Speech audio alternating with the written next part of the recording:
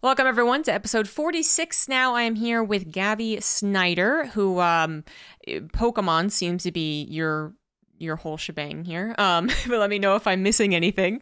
I don't know if that's all Pokemon in the background as well. But yeah, it seems to It be. is. Yeah. Yeah. So yeah, this is an esport that I have not actually done many deep dives into. Just a casual like here or there, Seltzer tweeting something, right? Or I think Anna Prosser had done something with Pokemon a while back.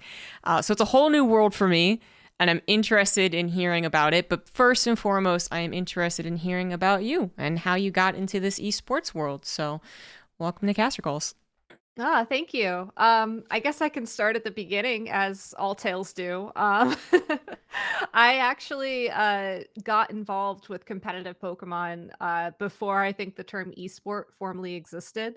There was the Pokemon company has been having like a world championship series for their trading card game for years. I think it dates back to probably 2000, 2001. Shortly after the cards came out in the US and everybody went nuts for it. And, kids would try and rip you off on the playground and whatnot. Um, my first experience with it, though, outside of like a casual fan, was in 2004. The World Championships that year were held in Orlando, Florida, and my family was vacationing nearby. And I was like, look, you don't have to get me anything for my birthday, anything for Christmas. Like, I just want to go to this event. So we did. And I brought like a starter deck of cards with me. Got my butt handed to me by a bunch of adults, but then walked away with probably like, a gazillion pieces of swag, hats, everything. And I was like, this is the coolest thing ever. I definitely want to keep, being involved in this community. And I did. I didn't really play the card game much. I was always a bigger fan of the video game. So when they started doing video game tournaments in 2006, I entered.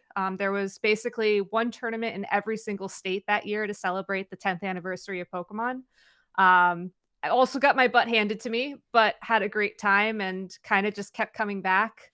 To make a long story short, eventually Pokemon established a formal circuit for the video game. It wasn't like one-off tournaments anymore. I competed in that, qualified for Worlds, and then I kind of found my way into content creation, and that eventually led to commentary. So I think it's a little bit of a different path than a lot of people have taken, because I noticed that Pokemon likes to pull in like fans or people who are involved with like grassroots or content creation to do their commentary. But um yeah, I've really enjoyed it, and I wouldn't change anything for the world, honestly. Nice. That's a good place to be, right? Yeah. Um, but you mentioned briefly you were a software developer? Is that what you said? Oh, So yeah. Yeah, like, outside of, like, this part of the world, I guess, I do software engineering. I've been doing that for, like, 8 years now professionally. But, like, I had a fan site when I was young, for Pokemon.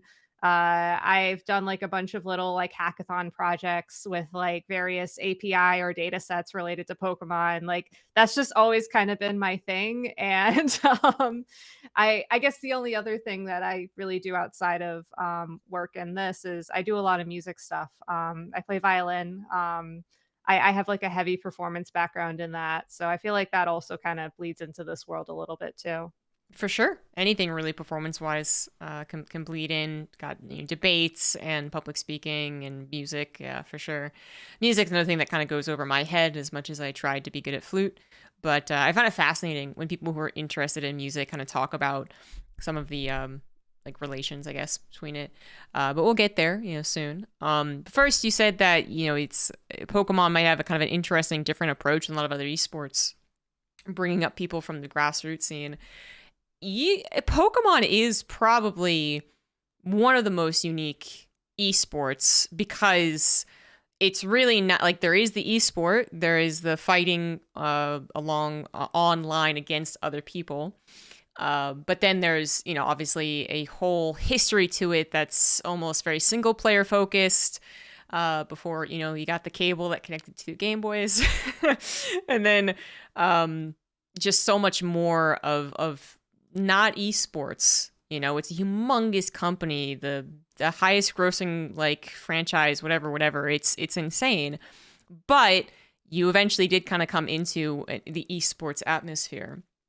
And so I do wonder, do you feel like Pokemon as an esport is actually really big, or do you still feel like it is very grassroots just when people look in on it?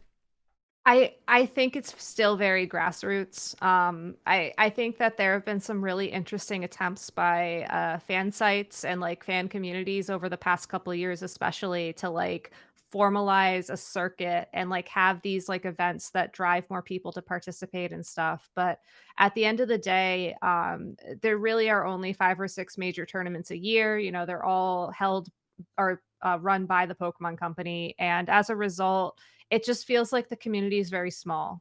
Mm, I feel like with other esports, you can go to like one of a handful of majors. You know, they're being run by different companies. There's different sponsors. There's different people. And there's just more, I guess, of a like spectator aspect to it.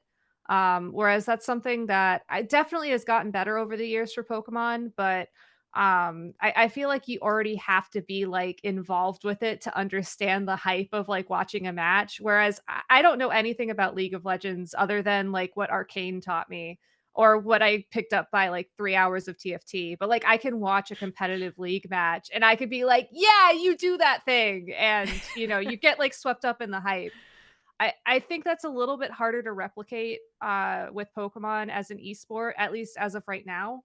But I know that with like with the MOBA that just came out, Unite, like I think that there are going to be more opportunities to bring people in, or I hope, anyways. right. Yeah. And that's brings me to a very broad question here. Perhaps a very newbie question, but what exactly is a Pokemon esport? Are we talking about kind of like a fighting game thing where there's like a decathlon of Pokemon games that everyone plays? Or are we talking about like one Pokemon game that supersedes them all? So there are 3 games as of right now that I would say kind of fall under this umbrella. And each of them has their own circuit and their own like world's qualifier structure. There's the trading card game, which has been around for a very long time. There's the video game, which has really only been a part of the circuit since around 2009, I think was the first year. And then there's Pokemon Go, which is actually new to the circuit as of this year. And I would argue that all of those are trying to be like part of this esports sort of compendium. Mm, There's also Unite, but Unite is very different from these other 3, and it's definitely curious to watch that scene sort of develop. Because I think that's following a more traditional, like, I guess, esport path.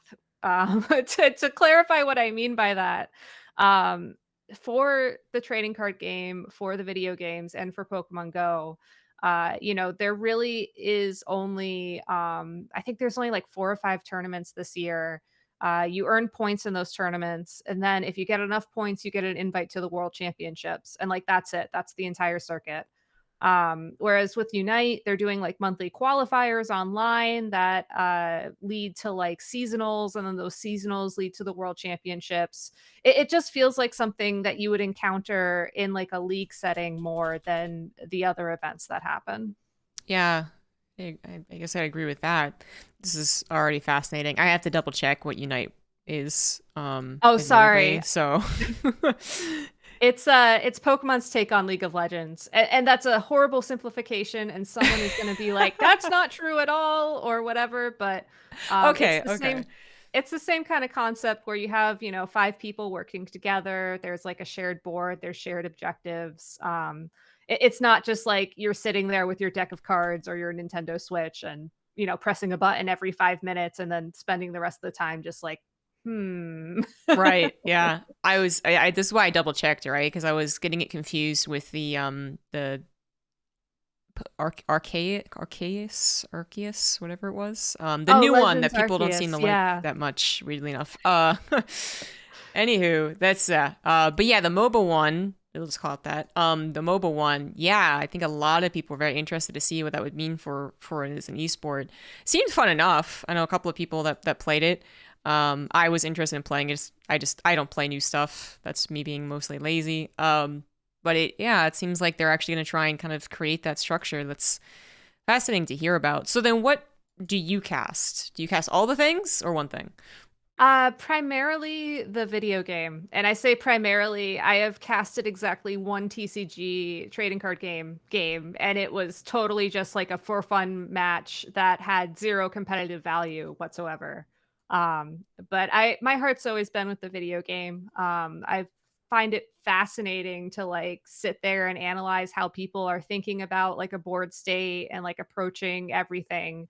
So I've never really even thought about changing out of that, to be honest. Okay, cool. I did take a look at some of your Twitch streams, and I was honestly almost enthralled because you did just sit there and you just constantly talked, even though there wasn't actually a lot of action, I guess, on the screen. As you know, again, comparing it to like a League of Legends, you just were constantly just like, well, that thing is that thing and that thing, that thing. It almost sounded poker esque, right? Where there's not much Yeah. happening on the board technically, but you can just be thinking of every single person. Would you say that's accurate? It's almost like poker. Yeah, I would say that it actually maps pretty well to chess more than Oh, okay, poker. okay. But I am a terrible poker player and I'm only marginally better at chess. But the whole game is basically, you have these pieces, you have these Pokemon, and each piece has its certain things that it can do, it can only move a certain way. And you basically play this information game with your opponent where it's like, this is my win condition, this is how I need to play the board, this is my opponent's win condition, this is how they need to play the board. How do I ensure that, when push comes to shove or when they move this piece or they put my queen in checkmate or whatever, I'm the one who's going to end up winning. Mm. So it's a lot of analysis, which is really fun from a casting perspective because you can really like dig into people's mindsets and dig into their thought processes as you're waiting for things to play out on the screen. So is this a game of any hidden information? A lot of hidden information. Okay. So, a lot of I would say a majority of official tournaments, again, these are the ones that are, like, sanctioned by the Pokemon Company. You can bring 6 Pokemon with you. You only bring 4 Pokemon on to the field for any given game, and it's up to you and your opponent to sort of, like, take notes and figure out what the Pokemon are, what they're doing.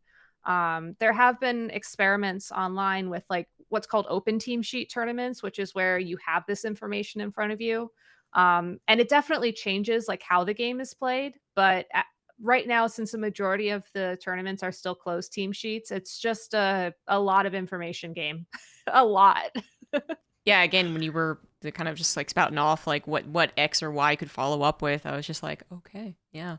And with how many Pokemon are available? We're talking about the whole roster, right? That's available for these games? Yeah, as of right now, Jeez. for Series 12, which is what the World Championships will be run on this year, I think you can run like probably 800 different Pokemon. That being said, only about maybe 50 to 70 are viable, and maybe an additional 100 out of that you could make a case for. So it's not like you have to go in with like the entire encyclopedia just plugged into your brain, but there is a lot of information, and that's honestly one of the biggest hurdles for someone trying to pick it up is just I'm so overwhelmed. I don't know what this cat does. How is it different than the 5 other cats on the field right now? Like stuff like that. Someone has a cat only team. It's what I can hear is possible now for Pokemon. That's great. But yeah, it's that's okay. So you talked about how it makes it very interesting to commentate. Not just that it's analytical, but that you have to kind of put yourself in the person's mind. So are there any comparisons, any analogies that you can think of? Again, like I chose poker, initially, but of what you would start describing is going on in their minds. Like, are we talking about aggressive versus defensive type mentalities? Yeah. Yeah, it's really just sort of figuring out what type of play style a person likes based off of either, your history watching that player or other games you've seen in that tournament with or other teams, other people you've seen with the same Pokemon, like how they've played it. And then figuring out, are they a more offensive play style? Are they playing more defensively? Are they trying to like set up entry hazards? Are they trying to just out predict the opponent every single turn? And then once you sort of identify that, you just kind of walk the viewer through it and you're like, this is probably what they're going for. This is why they're doing this. And this is the possible outcome from the situation. Hmm. And then on top of all that, keeping that in mind for both players on the field and sort of crafting the storyline as you go. Like, is someone the underdog for whatever reason? Or did somebody just pull something out of thin air that just made that's like super hype and you have to explain why your play-by-play commentator is like literally jumping out of his seat next to you, like it's a really fun, very improvisational almost kind of game because a lot can happen. Because there is, there are RNG roles associated with the game, and there are a lot of times, especially in high stake tournaments, where someone has that 10% out and they're going to take it. So, Cool. And so again, going into like Pokemon being a unique situation, um, so many casual fans, if they just are like Pokemon, I like Pokemon, let's watch, come in. Do you think that there is enough there from just almost like the world's collective experience playing Pokemon games? There's very few people who, haven't played Pokemon games and are also on Twitch. I could say almost near zero. Do you think that it makes your job actually a bit easier to be able to kind of draw on that kind of almost universal understanding? Like, you guys play this on your own, and this is how the pros do it. Or do you find that it's actually quite difficult to explain the intricacies of when you start talking about the pro level? I think you can take advantage of this like international just baseline understanding. I think that the especially Sword and Shield, which are the latest games that are being used for the competitive circuit. They're not the newest games by any means at this point. But they do this really interesting thing throughout the storyline where they introduce the concepts that you would need in competitive. There's actually a gym leader, so like a boss battle, where the entire gym is just here are three doubles teams that rely on weather. Doubles meaning you have two Pokemon out at the same time. That's what the official circuit uses. And weather teams are built around like rain or sun or other sort of field conditions as like a core strategy. And it does a really good job of just like introducing the player to these concepts that then when I sit down behind the commentary desk, I can sort of build on and say, this is a rain team. Because rain is up on the field, this Pokemon with this ability is now super fast, so it can do big damage. And stuff like that. So it wasn't always that way. And I think when I first started commentating, I really struggled to sort of find that balance between like, how do I cater to the hardcore players who already know all this stuff versus how do I bring in people who have only played the storyline and have like zero knowledge of how this all works. But the games have been doing a better job of sort of leading into that competitive end game because I mean when you think about a Pokemon game in general, like after you beat the game, after you get all the different Pokemon, like there really isn't a next step unless you go into online play or unless you start facing off against other people. Um, there have been attempts by the fan community to like create challenges and like create ways to make the game harder, like Nuzlocke runs or whatever. But I would kind of say this is probably the more logical next step for a lot of people versus something like that.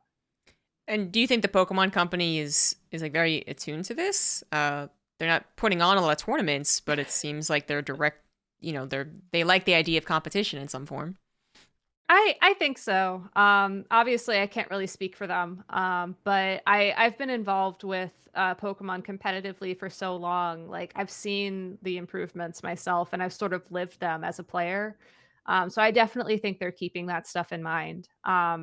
I think the big question for me is like where is the line between like the games are made for competitively minded players versus the games are, casually accessible in addition to all this stuff. I think that Sword and Shield do a very good job of making sure that anybody can pick up the game, but if you want to go further, you can. But I don't know. I don't really know what the next step is, other than just like raising awareness probably and maybe having more tournaments in general. I mean, the next step, I guess, is putting like a tournament in the game that you have to like. That would So they actually did that once. I have like an encyclopedia in my head of all this stuff. But in 2012, they actually had an in-game mode that came out the next year that featured all of the world champions from that year. And a couple of my really good friends were actually like programmed into the game, which is pretty wild. I've been hoping for years they would bring that back, honestly. That's awesome. Yeah, it's too bad that seems like it is, well and truly in the past at this point, 10 years ago. Yeah, 'Cause definitely. that might have been a real like, oh, are they actually like jumping on board this esports thing? And then we're talking about you guys being trainers, in games. So that'd be that'd be super cool. Yeah, Um, maybe someday. yeah, yeah. And this actually brings up I guess the idea from me on like monetization. Because obviously that's a big thing for esports in general is like, well, why continue having an esport if it's not generating more money for the company in at least the form of advertising, but like literally direct payments to them with skins and announcers and all the good stuff. Pokemon have any of that? Is there any monetization? I mean, again, I can only speak to what I've observed. I know that they had like a DLC release that basically added in a bunch of quality of life improvements for competitive players. Mind you, like you don't need to have that in order to compete. You just have to have the base games. But other than that, I would say no. I mean, I think the trading card game does a really good job of being a trading card game and not having these problems. But in Right. terms of the video games, it's really just like the base game, and then once in a blue moon, a DLC apparently. So, that all being said, though, I do know that they charge entry fees for the tournaments, Mm. and, I would assume that there's some math somewhere that makes this all work out. But it is interesting that you bring this up because one thing I have heard is that a lot of esports organizations are actually hesitant to get into Pokemon because it's not necessarily clear how the numbers add up, in terms Gotcha. of their investments in players and everything. Of course. But I mean, I would say every esports person I talk to, if you ask them like true, honest questions, and they would say like, yeah, I'm not really sure how the math works. you know, I it, mean, I feel that on more than one level in my real life too. oh well, So, yeah, that is true. Honestly, I mean, there's plenty of yeah. examples I'm sure in real jobs where it's just like I don't know how I get paid this much money, but it works out. But anywho, so yeah, we're obviously doing a lot of like guesswork as to where the Pokemon company wants to potentially head into, but hopefully I'll ask a question that's a little more answerable by you. When you do these tournaments that are put on by the Pokemon company, are they giving you any type of direction? Like appeal to the casuals, go do hardcore stuff all you want. Is there any push to anything in particular? Because this is one of those examples where the head honcho is also putting on the tournament. So I'm interested if there's a line of communication.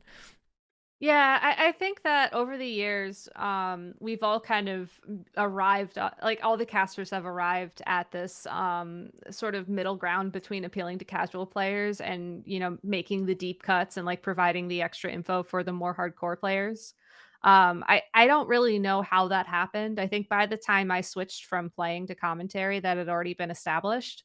But I think that it's just sort of the comfortable place because, someone who's tuning in who doesn't have experience, who maybe just saw the link to Twitch or whatever on a social media post by the Pokemon Twitter accounts or what have you, can like stumble in and still follow along. But if someone is more hardcore, they can sort of get that here's how to take your game to the next level info. I think to move away from that, there would have to be a lot more talk about how to get the game to the next level. But at that point, I mean, there are plenty of fantastic content creators out there who can sort of fill that gap. And I think that's just sort of how everything is balanced out as of right now. I mean, maybe this will change in the next few years. I certainly would be open to it. But I personally, I like when I'm trying to figure out how I want to approach casting, I definitely aim for like that middle ground and then sort of adjust accordingly depending on what the situation is on the field. So you don't have any like director trying to, make you. Like as an example, in StarCraft, we actually had a discussion with our producer, and they wanted to make more like clippable moments, which I don't disagree with. I was on board. So we had goats. We had actual goats predicting who would win the tournament. So is there That's anyone excellent, by the way. we fortunately the community had fun with it, so it was actually a good deal. But anyways, um does the Pokemon game community have any of that kind of drive? Do you ever go to a broadcast and they're like, you're gonna be a weather reporter like on a screen because that's what the new thing is, or any type of additional product for the broadcast? Occasionally. It's typically more at the World Championships, rather than smaller tournaments because I think the World Championships is just has that like broader appeal as well. Hmm. There was one tournament where they actually did bring in a weather I don't even know what you call those things, but like the TV Tell us, whiteboard that you can do. tell us something. Tell us something. There you go. They never brought it back. So I think that was the answer to how well that worked out. But yeah, there are times where we try and bring something a little bit extra in, but it seems like it always returns to the same formula. Hmm. So I know that there's some really smart people now working on organized play and like trying to figure out what these broadcasts sort of are or like what kind of content they're looking to produce. One recent example of some experiments they've tried, there is a TCG Learn to Play series called Top Deck Academy that is really it's basically like this sort of ramp up ladder from like you just bought your first starter deck and you opened it up and you have no idea what the cards do to now I'm sitting at a regional championship. Like, how do I know what to play? Like, what are the good cards? What are the interactions I need to know? And that seems to be doing well. So I would hope there'd be something similar for like the video game and for Pokemon Go. Um, but yeah, as of right now, like it seems like the broadcast definitely returned to the same type of format. Mm. There's a lot of, if it works, then you don't necessarily have to fix it. Yeah. And unfortunately, the truth is that kind of the innovators, any innovation, no matter how small it seems, is like somewhere down the line a surprising amount of work for someone. So we see a lot of tournaments in esports kind of just like there's a reason that they all start to look a bit similar. And especially if there's only one company putting on the actual tournament. That's why Red Bull, I think, is as beloved as it is, because it's always like this extra tournament organizer coming in that really wants to have its own brand identity.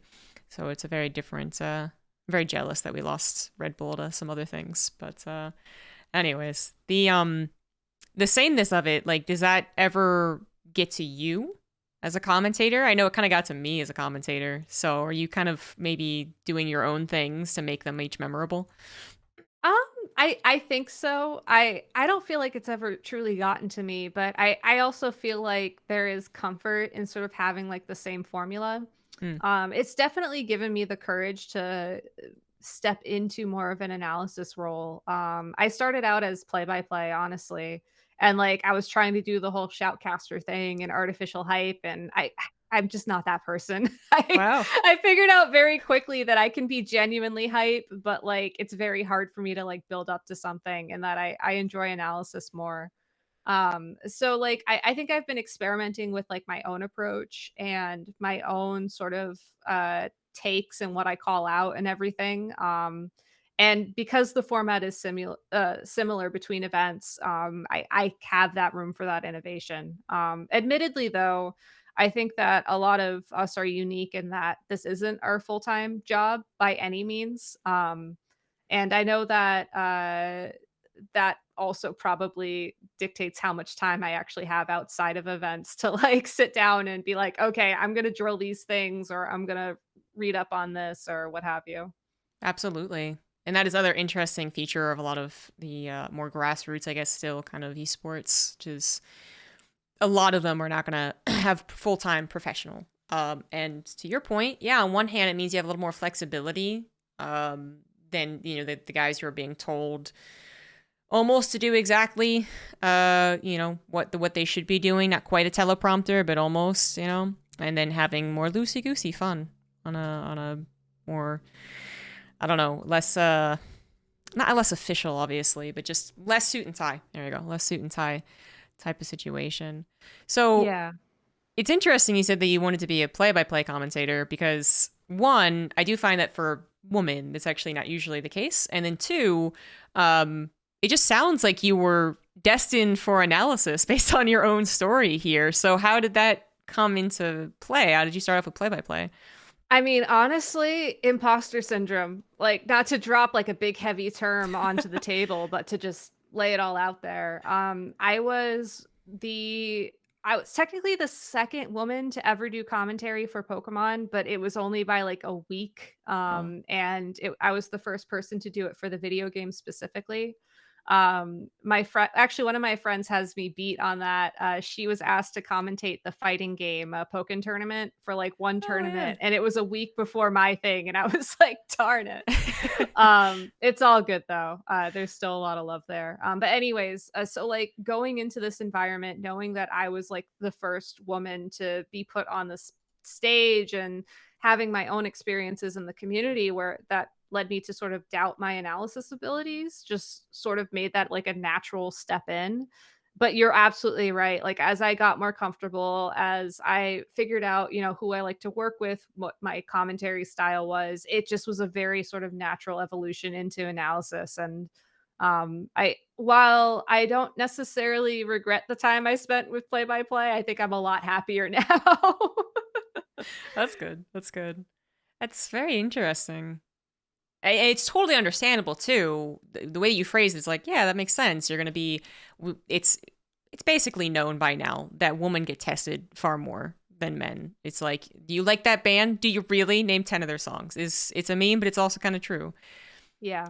But then, yeah, from my experience watching and talking with some other woman, it's usually still like they went through those, I guess, growing pains and that test in the community prior to their first big gig is maybe what the difference is. But you didn't feel like you didn't feel like you were already proven. You felt like you were just, was it because you were brought up maybe too soon onto the camera or any ideas there?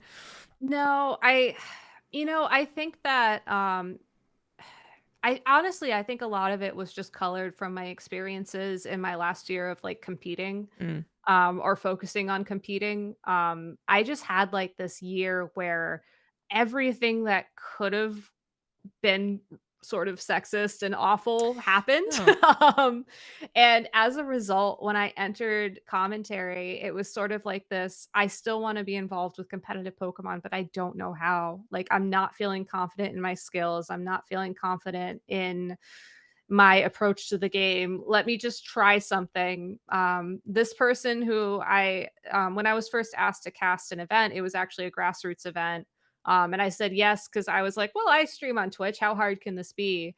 And my co-caster, I love him to death. He's a fantastic guy. Just has so much confidence, even to this day. And like, I kind of just fed off of that. I was like, you know what? You're confident doing the analysis. I'm just gonna try this out and see how it goes. And that was where I started. Mm.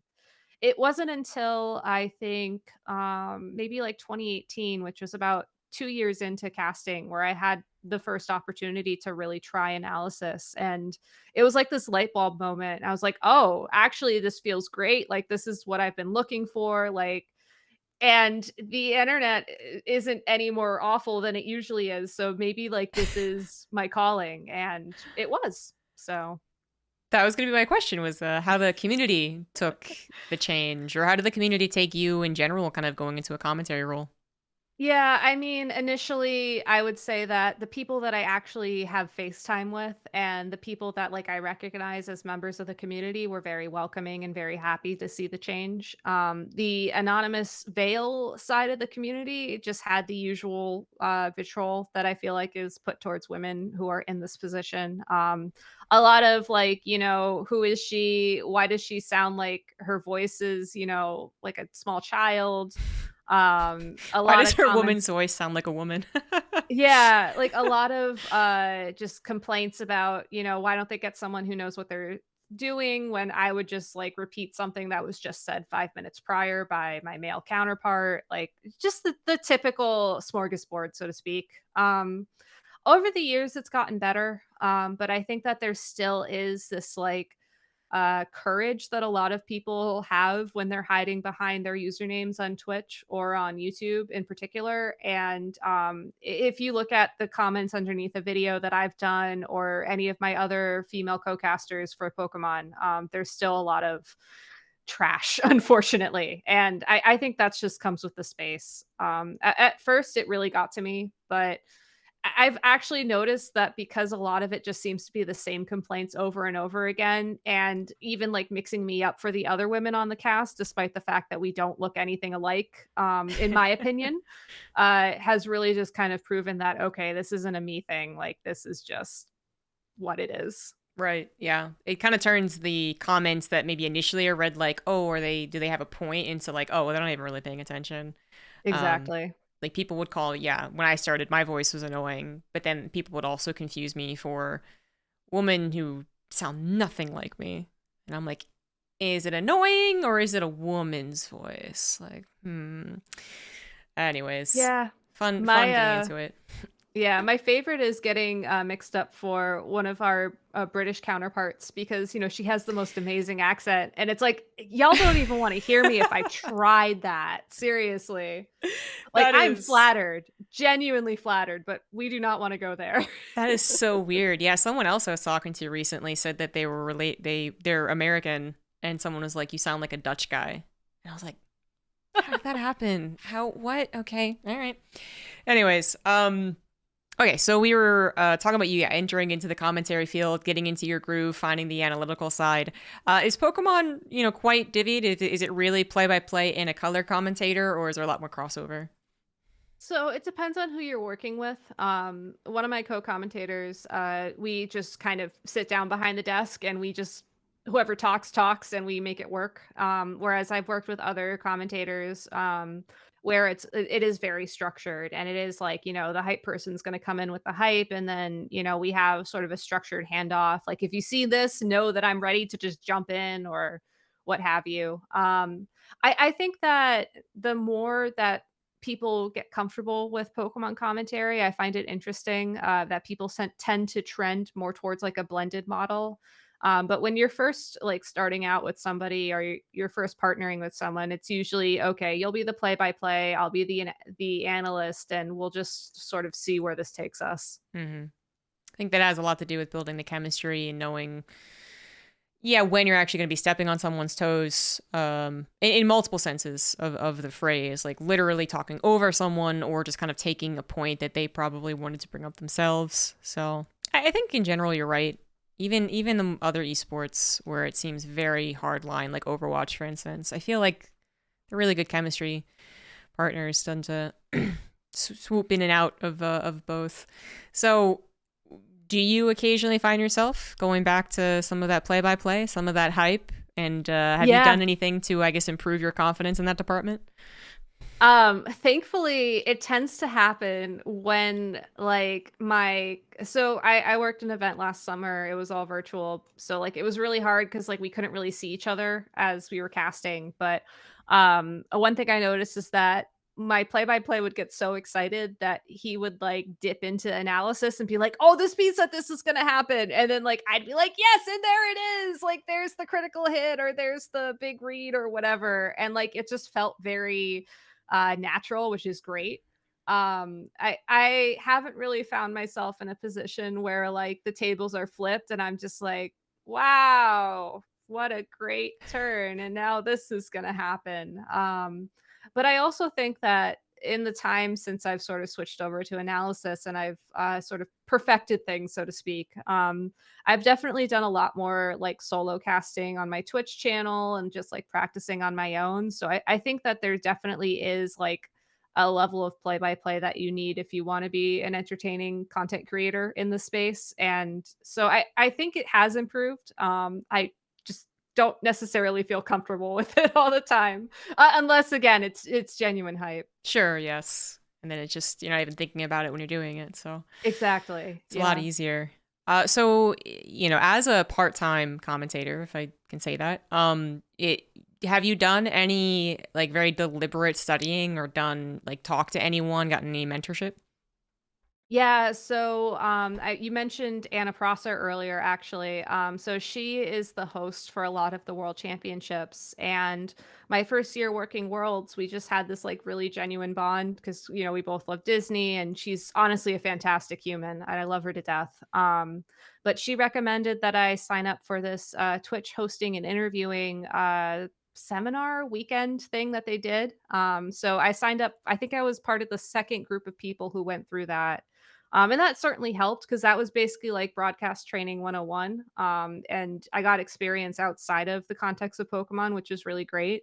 Within Pokemon, there have been like, let's learn about this, or like we'll just all jump on a call together and like work through some stuff. But a lot of the studying and everything I do for that, I just make it a part of my Twitch stream. I play a lot of games, I do a lot of reading. I follow probably like a gazillion different people on Twitter who post like teams, who post comps, all that good stuff. And I just try and absorb stuff. But that's also my learning style. Like when I was in school still, I would just write things down and then it would just end up in my brain somehow. So I guess to be upfront about that, that's just how I work, apparently. Yeah, I actually relate to that a lot. I was never a very good studier in school. I've improved. I even enjoy taking notes at this point, but yeah, it was just so much more about soaking it in. Yeah. Actually, I think you were at that hosting panel with a guy named Fear Dragon, I think StarCraft so. commentator. Yeah. Yeah, Yeah. Yeah. yeah, he had very nice things to say about you. He's one of the ones who suggested that you come on. Oh, no way. Yeah, Yeah, we also worked for the same company at one point, and there you go. he just seems like a really awesome person. So He I'm, is. you know, Yeah, relaying that back.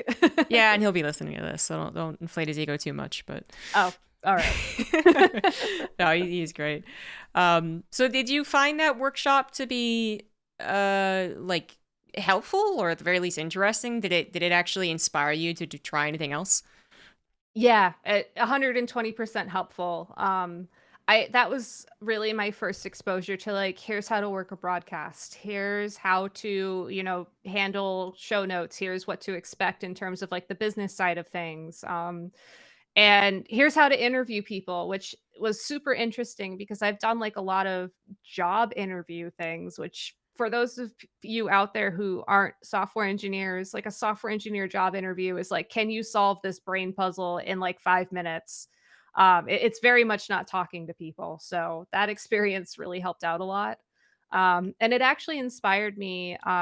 One of the guys who was also at that event, business, was involved with the Seattle Online Broadcasters Association, which is just like a group of content creators in Seattle. So, like, I started doing hosting stuff for them, and that also led to some really cool opportunities. So, it definitely inspired me to step outside my comfort zone. I think if I had more time and I didn't decide that I wanted to stay like a part-time caster, I would probably have used the opportunity as well to like look for other casting opportunities and, try and make a career out of this. But for whatever reason, I just kind of decided that, I'm happy doing it this way. And while I would love to have more opportunities like to do charity work and stuff like that, I don't really have the drive to pursue this full time. I don't think I could do it, honestly. I think that a certain point, I would just miss talking to computers who don't really talk back or say mean things occasionally.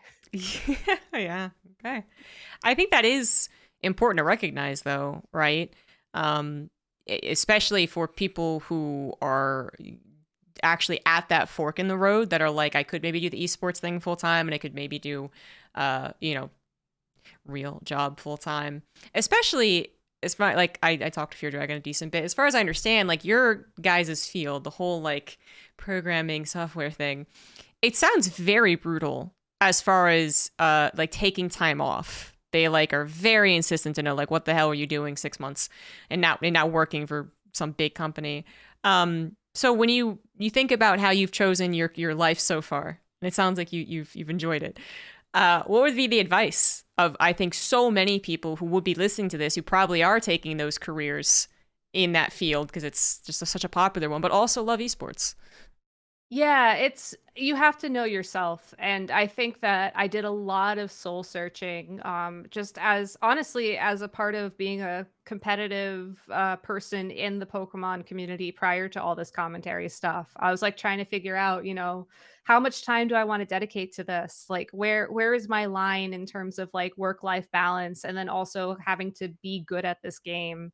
And so when it came to like trying to figure out where that line was in terms of esports and casting and whatnot, I had already done a lot of the groundwork. I sort of already knew like, well, this is how much time I can take off to work events or to attend events versus like, this is how much time I need to take off for my own mental sanity's sake. I already sort of knew that, programming just makes me happy for whatever reason, and that I would be pretty sad if that wasn't a part of my life. And it I think once I got to the point where I was like questioning, do I want to take this further or do I want to sort of stick with my career path and just keep this part time?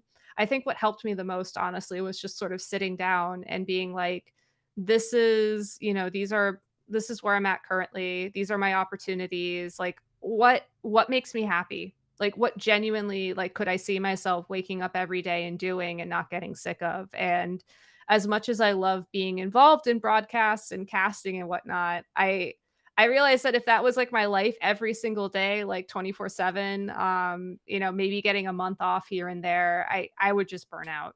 So Yeah. it but it is a personal decision, and I have mad respect for the people who are out there grinding it full time because I've seen little hints of it through, some of the friends I've made, and also just through, knowing what it's like behind the scenes, and it's pretty brutal. Indeed.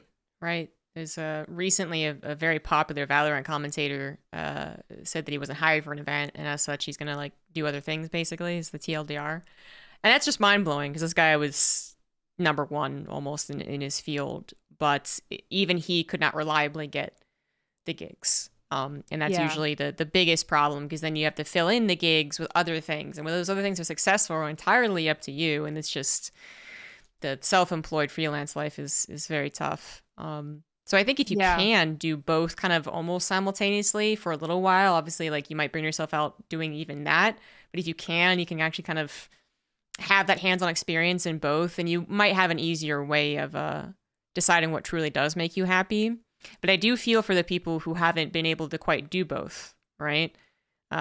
Yeah. Who are too young or just not popular enough yet, but there's promise, that type of situation. Yeah, and I will say that I think the structure of Pokemon's esports circuit allowed me to do both because it was such a low commitment initially.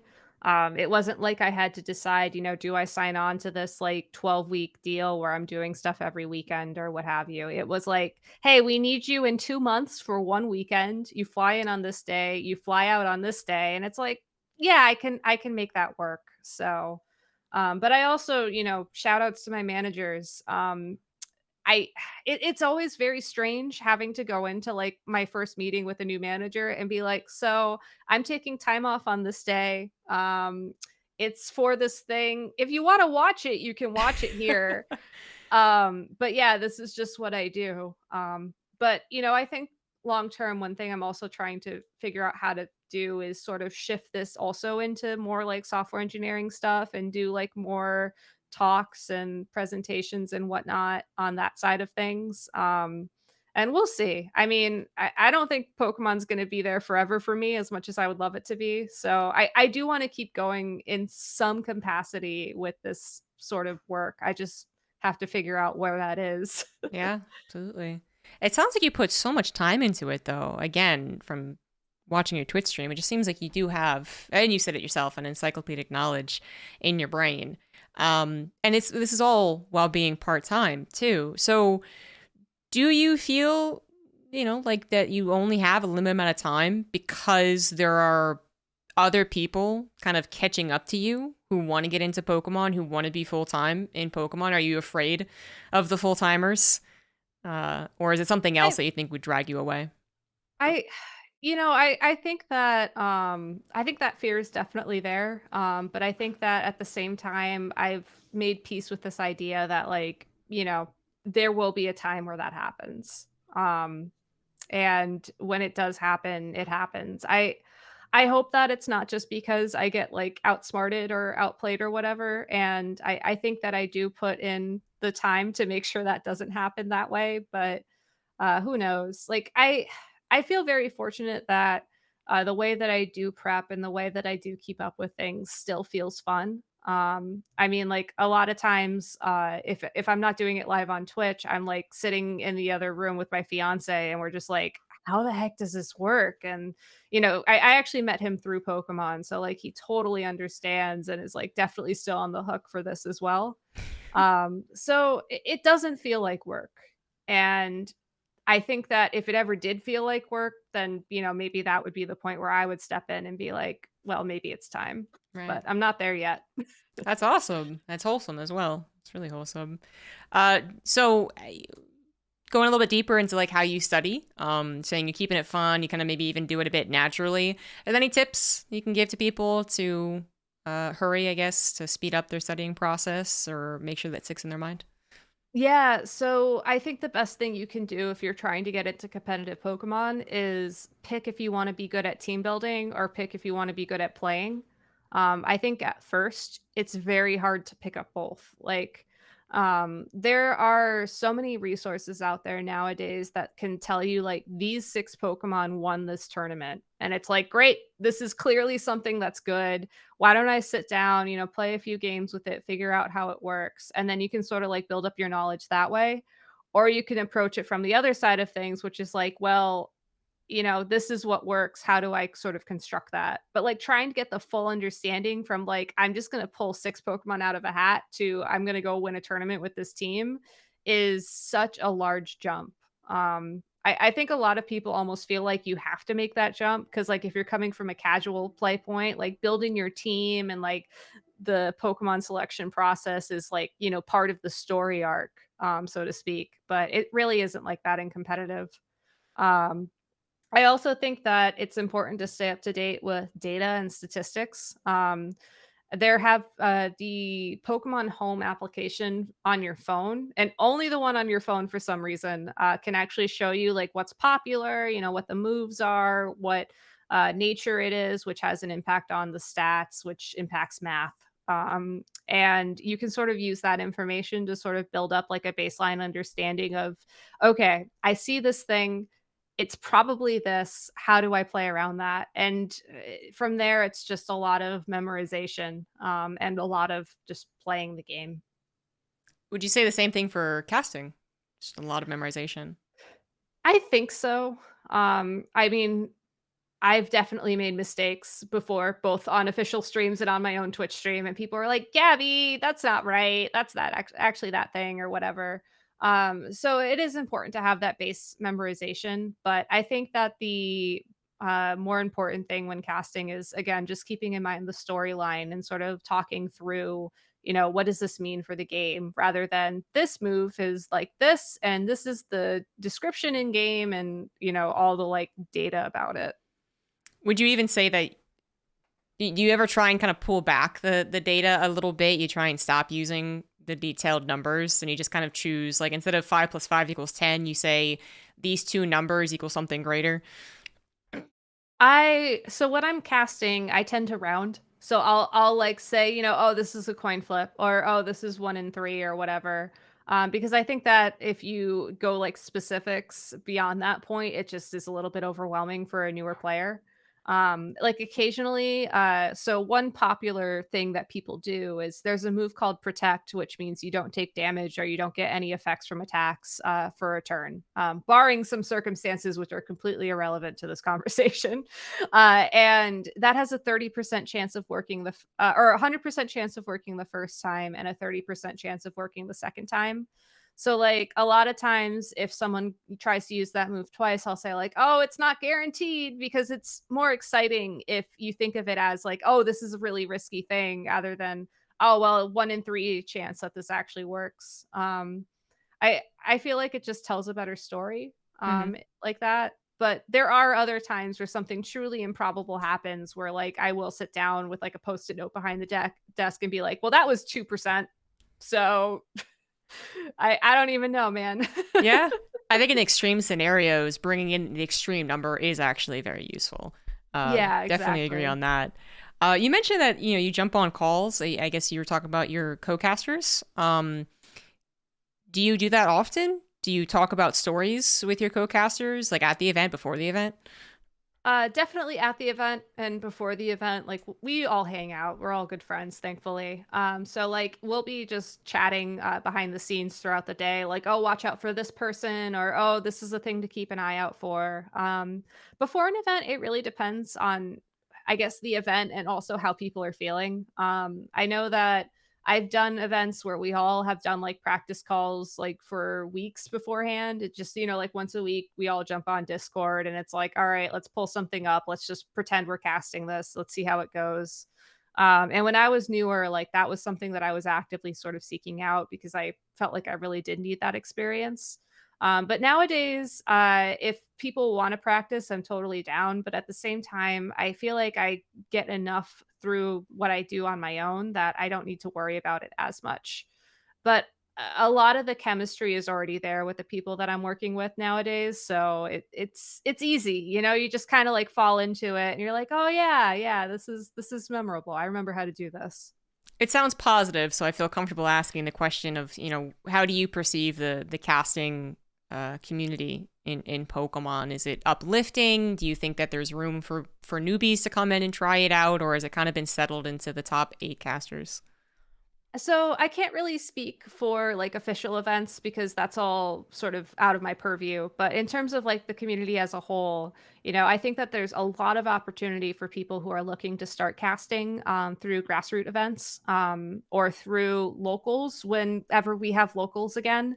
Admittedly, there have been a lot of things that have gone away over the past 2 years, unfortunately. But prior to that, I would tell people, show up to your locals with like your Switch and like a capture card and just ask the tournament organizer, like, can I stream this? Can I cast this? And just sort of take that first step on your own. I think now the best thing to do is if you're looking to get into it is just to do like a Twitch stream, play on camera, talk yourself through things, try and get that experience on your own. Because I think there's a lot of room out there.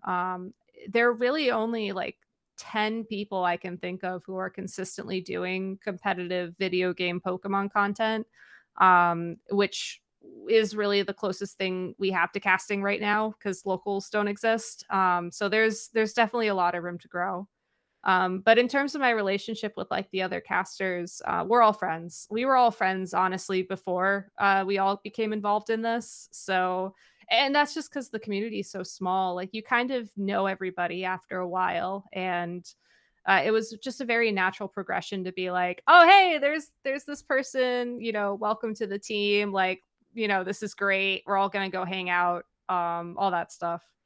And would you say that because a lot of you are part time, that there's maybe a little less, not deliberate backstabbing, but even in the most friendliest of groups, when someone else gets a gig, you're always like, damn, I really wanted to go to that. Do you think Yeah. that because you're part time, there's even less? Like you're like, oh, it's okay, I'll come later, or is there still that kind of, I really wish I could have gone? I mean, I can only speak for myself. I think that we're very supportive of each other in person, but I still feel that. I mean, I'm a competitive person, so whenever there's a competition or whenever there's someone who's going to be left out, regardless of the reason, like I think that the way that we're scheduled is honestly pretty fair. Everybody gets around the same number of events and everything. I still have that thought, like, man, why couldn't have I done that? But again, it's really nothing malicious. It's just, I think, part of who I am, unfortunately. Yeah, it doesn't have to be malicious. Like someone gets Yeah. to go to Valencia for a week, you're gonna be kind of naturally jealous. The difference is if whether you then go to the higher and are like, that guy smokes weed, like you can't go. Yeah, no, nothing like that, Yeah. which I'm very, very thankful for. I mean, admittedly, I feel like all of us are pretty much on the straight and narrow, so to speak. I mean, we're all nerds. There's only so much trouble you can get into, realistically speaking, but yeah, no, nothing like that. Good, good. Yeah. And then actually, how many people usually go to these events when they're offline, I guess? So as of right now, there was one event last week at the time of recording, obviously, in Brisbane, Australia, that had about 67 people enter. That was like the first official offline in 2 years, which is pretty hype. Wow. There's another one happening this weekend in Salt Lake City that has 168 people registered, I think. Again, as of the time that I'm talking about this. And I like prior to like I guess offline events disappearing for a bit, I would say that those numbers were pretty accurate. Some events would have like maybe 70 to 80 people, other events would have like around 200. It really just depends on how accessible everything is and what type of tournament it is. We have had like outliers throughout the years that have had more than that. I think the biggest tournament I remember was 1,600 people in Southern California, which was an absolute nightmare. And I don't know how the TOs managed to organize all that. Like, I think they were playing until midnight that day. It was like insane. Yes. But yeah, typically, like I think 400 is max. And how So. it do you as a commentator reduce that for like studying purposes? You can't possibly know all 400 people, right? No, so I cheat. I'll be honest, I cheat. I if I have the opportunity to ask someone, or I'll send like a an assistant or an aide, another professor is the term for it, a professor to like go ask the players like, hey, what's your name? How do you pronounce it? What are your pronouns? What do you want the commentators to brag about? Because there are probably like 30 or 40 people where I could just sit down and be like, oh yeah, this is this person, these are some of their highlights, this is their story. But there are a lot of times where new people just show up and they're like, yeah, this is my first year getting into this, I just wanted to see what it's like. And I find it's better to just sort of have that ask and get their story from them than it is to like just try and keep all that in my head. Yeah. That doesn't sound like cheating to me. It just sounds very understandable. Uh, Yeah. There are some people who are amazing at this on the team, which I think is why I feel like it's cheating. But like even in IRL outside of the situations, I'm bad with names. Like I'll recognize faces, but I won't remember names. So I always have to just have that like courtesy ask in there. do you, as casters, get to pick and choose who gets to be put on the main stream? We can make recommendations. And as long as everything's okay, then that's usually who goes up. There have been times in the past where, for whatever reason, like maybe a battery dies or something, like they just can't be accommodated on stream. But most of the time, like we can sort of look and see, like, oh, well, this person is well known. It's early on in the stream. Let's get them on. Versus like, anybody know who this is? Oh, they're undefeated. It's round 8. All right, sure, put them on. Like let's get their story. So Yeah. That whole you in fighting games. That's what I'm thinking of. Like it just kind of blows my mind because I already don't research all like 128 players if they come up to StarCraft. So for it to be 400 or 1200, that's insane number. But obviously a yeah, lot of attention to it. So do you think that the Pokemon game scene is in a good place? Like it's growing? I want to say it's growing. I think it's hard to say sometimes because I it's interesting. A lot of times people who play online don't necessarily translate to offline.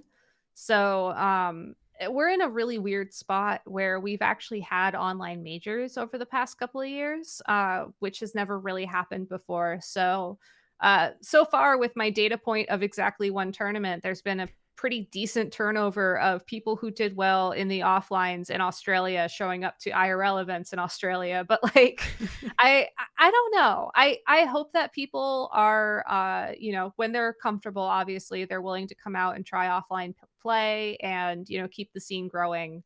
But it I guess my answer, as complicated as this is yes, the scene is growing, but I don't know if it's going to convert into people playing offline. Yeah. But maybe that's okay too. Maybe the future of this esport is online, given that it's not a game where there's lag or input latency or any of those nasty things that take down other competitive games. Very good point. Very good point. That actually you think would have helped help you guys during the COVID years. But Did you guys see a viewership increase in whatever you did manage to do online?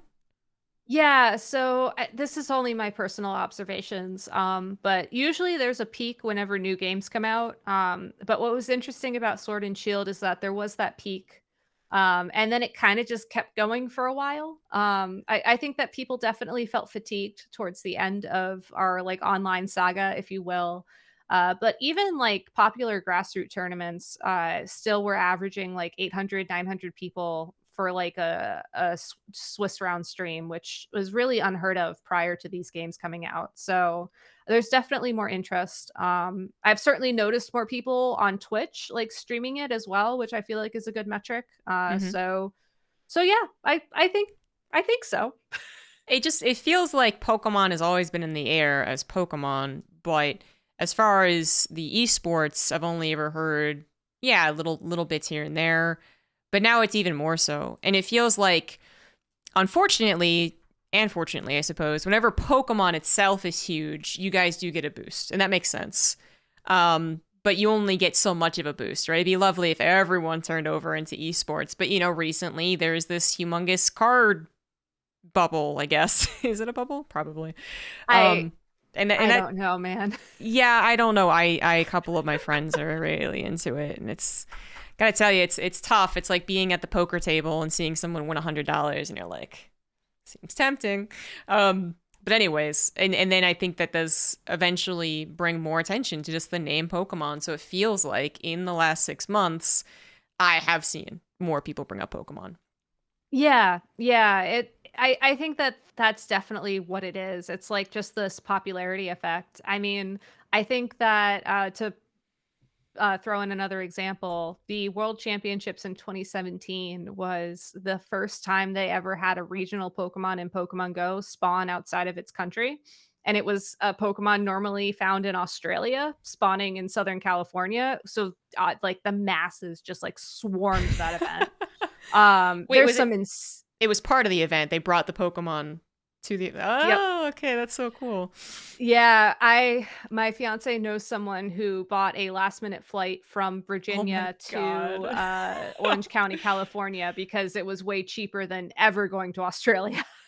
I- um It's yeah, true. anyways, like so there definitely is that. But I think that at least a little part of the boost is just that competitive is more accessible. And I think that there are people, at least that I've spoken through to through my streams or just through, casual conversations online that have been like, yeah, I've thought about doing this for a while. I follow content creator here, but now that it's easier to do this, or now that I can just like type in a code on my Switch and have like a team ready to go, like I'm ready to try this out. So I hope that that continues. Like I hope that we still see this like little trickle of people who want to try it out and the resources are there to support them. Hmm. um but we'll see. I mean, it could also just be that the new game's coming out. I mean, Legends Arceus is a fantastic game, but it's not competitive at all. It's like single player, like you can trade, but like that's it. Like I don't really know what direction they're planning on going in. All I know is that I'm signed up for the ride. Nice. Yeah. It's a good thing about Pokemon is that there's plenty to get into in Exactly. all fields. So kind of a wholesome end right there. I do have one more question, which is the Patreon question. I don't know anything about Pokemon, but what are you looking forward to about Gen 9? Did he ask the correct question? Okay. Yeah, yeah. So, Gen 9 was just announced, maybe like a couple weeks ago, and it looks like it's gonna be fully open world. They've stressed this multiple times, so I'm assuming that's what it is, and I think that's honestly what I'm looking forward to. I mean, as a fan of the franchise, Legends Arceus has been such a breath of fresh air because it just doesn't it's a Pokemon game, but it doesn't feel like a Pokemon game, and it's just been really fun to, like, wander around and, like, climb random cliffs a la Breath of the Wild and, like, just see what's out there. So I'm hoping that they keep that, sort of air of exploration. Obviously, I would love it if they would introduce a couple of more, quality of life improvements for competitive play, like having the ability to just like tank your Pokemon stats on purpose so they are slower or they're just bad so you can like take advantage of that when you're figuring out the board state or whatever is like would be Huh. amazing. But I'm just looking forward to like a new adventure, and I'm looking forward to see how games like Legends Arceus are going to influence like the mainline games moving forwards. Awesome. Well, on that note, can we expect to see you doing anything Pokemon wise soon? Uh, I hope so. I hope so. I don't know if there's anything announced, so that's like even the bare bones Yeah. question, right? Um, it it's always a hard question to answer. I can tell you that I am planning on going to some events personally. There's an event coming up in Frankfurt, Germany that my fiance and I are very excited to go to because it's in Frankfurt, Germany. But in terms of commentary, you'll just have to see. Yeah. Yeah, classic. A lot of people ask me if I'm casting something, and I'm like, I wish I knew. Yeah, That'd be same. great. Well, hopefully we do get to catch you on some of the big events, especially now that they're coming back to offline. It's very exciting. Um, so yeah, any socials? You do Twitch stream. So when do you usually stream? Yeah, so right now I stream every Tuesday, Thursday, and Fridays from 7 p.m. to 9 p.m. Eastern. Obviously, work pending. I've learned that if there are days where my brain is just like, don't stream, I tend to don't stream. If you want to follow me though, as like a caster or as like a person, honestly, Twitter is your best bet. I'm at Gabby Snyder over there, just my name. And I keep that pretty updated. So Nice. that would be the place to go to figure out if I am streaming or not. Great. Well, you guys see it on the screen, so please go and check out her Twitch stream when she's streaming. And thank you so much for coming on and talking about Pokemon, explaining the Pokemon world to me. There's just so much to it. I get an earful about the card game. Trust me, every event that I go to, my peers are obsessed with it, but not much about the Pokemon game. So this has been really interesting. And thank you guys for watching. Thank you especially to the Patreon supporters over on patreon.com/ZombieGrub. Shayne for helping co-produce this podcast, as well as the above and beyond Patreon supporters, Nick, Vinny, Steven, E.T., and Ravi. Thank you guys so much, and I look forward to seeing you back here in 2 weeks for another episode. Bye.